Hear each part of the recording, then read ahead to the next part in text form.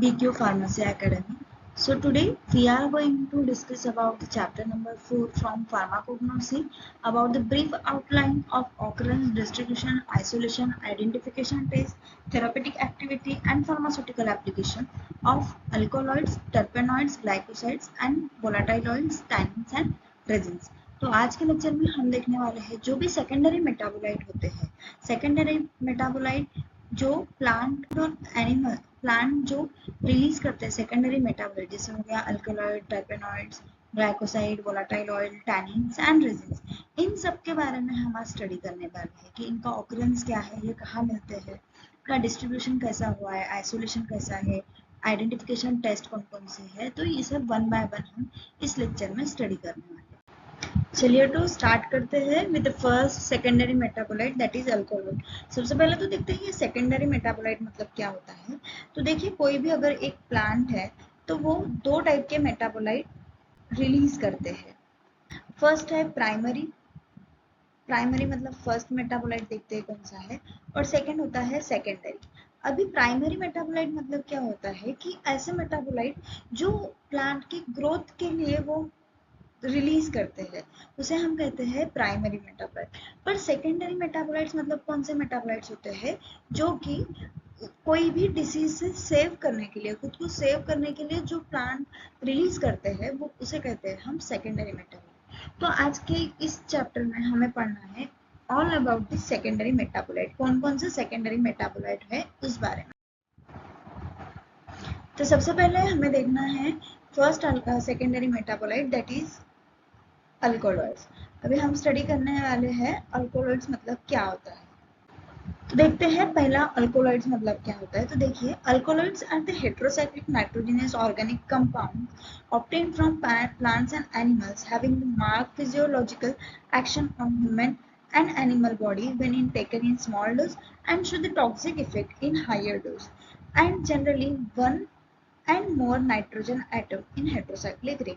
अभी देखते हैं ये अल्कोलॉइड्स मतलब क्या है। कि अल्कोलॉइड्स मतलब तो पता है कि अल्कोलॉइड्स मतलब होता है सेकेंडरी मेटाबोलाइट, पर इसमें सेकेंड लाइन में दिया है कि हेटेरोसाइक्लिक रिंग है जिसमें नाइट्रोजन प्रेजेंट है। अभी हेटेरोसाइक्लिक रिंग मतलब क्या होती है, हम सभी को पता है कि ये जो है ये एक हेटेरोसाइक्लिक रिंग है। अभी अल्कोलॉइड्स है मतलब क्या है कि इस हेटेरोसाइक्लिक रिंग में एक जो कार्बन मॉलिक्यूल है ये रिप्लेस किया है विथ नाइट्रोजन मॉलिक्यूल। मतलब इस तरह की कि कोई एक हेटेरोसाइक्लिक रिंग रहेगी जिसमें एक कार्बन एटम नाइट्रोजन एटम से रिप्लेस किया जाएगा।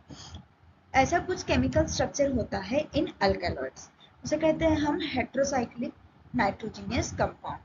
और थर्ड लाइन में दिया है कि when it taken in small dose it gives the effect, और जब हमें उसे लार्ज डोज में अगर ले लिया तो वो कुछ साइड इफेक्ट भी हमें दिखाई देते हैं।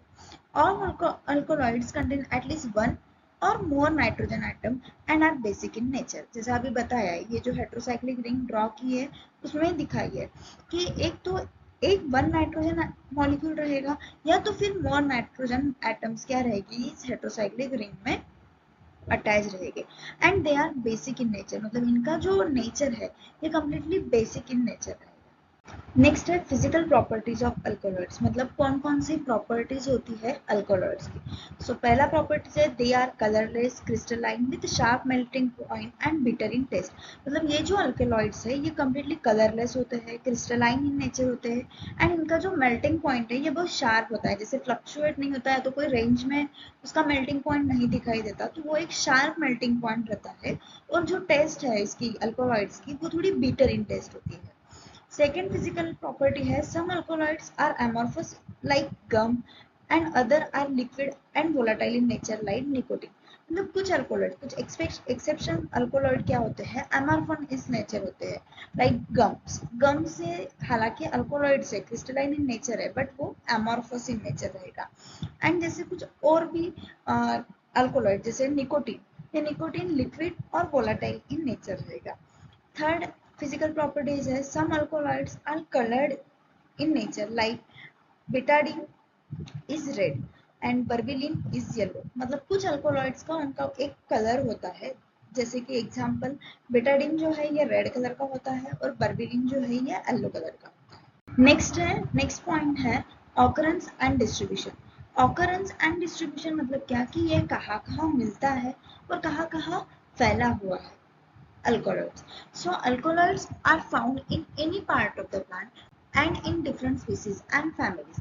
मतलब ये जो alkaloids है ये found in any part of plant. जैसे अभी ये एक प्लांट है और ये प्लांट में रूट्स है, स्टेम्स है, लीव्स है, ये कुछ पार्ट्स ऑफ प्लांट्स है। तो ये जो अल्कोलॉइड्स है ये फाउंड होता है in any part of the plant, मतलब प्लांट के कोई भी पार्ट में अल्कोलॉइड से प्रेजेंट है in different species and families. दूसरे स्पीसीज का रहो या सेकेंड फैमिली का रहो, पर उसमें अल्कोलॉइड जो है ये प्रेजेंट रहेगा ही रहेगा।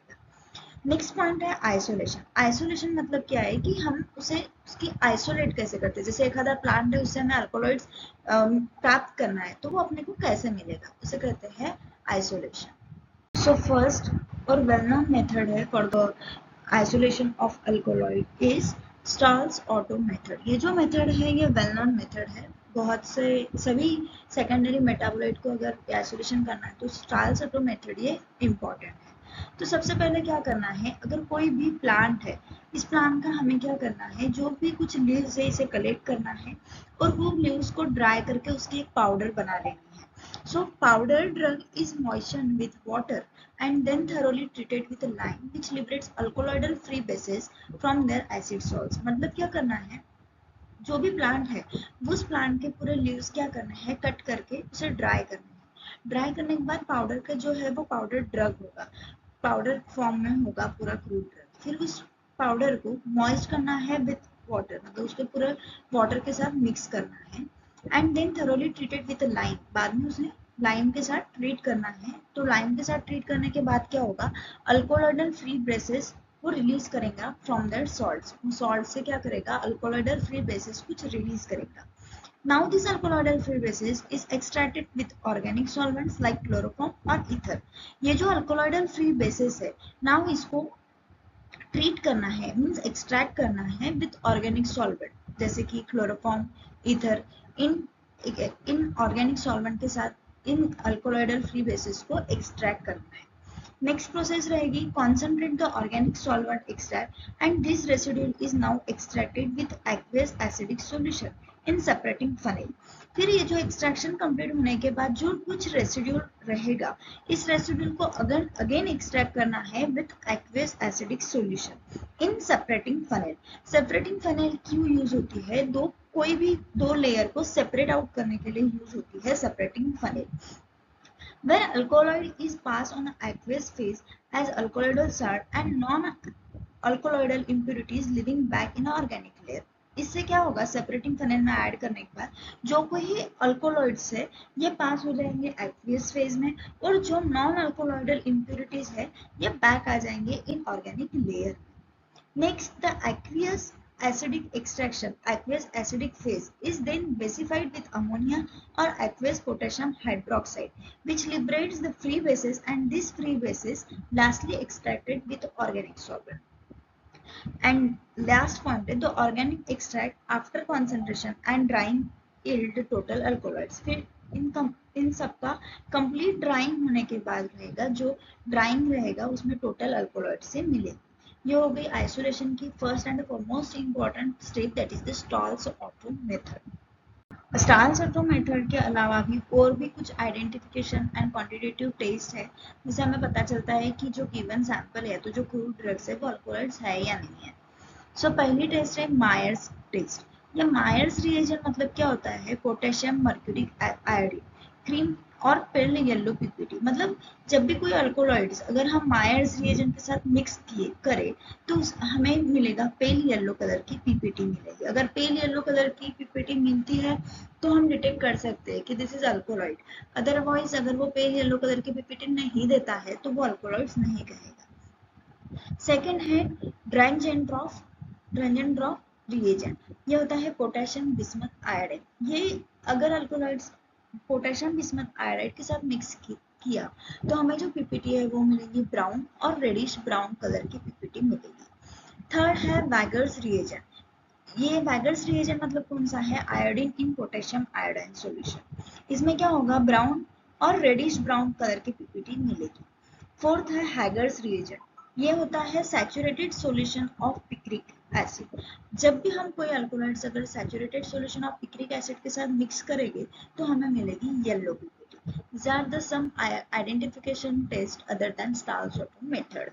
नेक्स्ट पॉइंट है फार्मास्यूटिकल एंड थेरापेटिक यूजेस। मतलब ये जो एट्रोपिन है ये हमें किस तरीके से यूज होता है।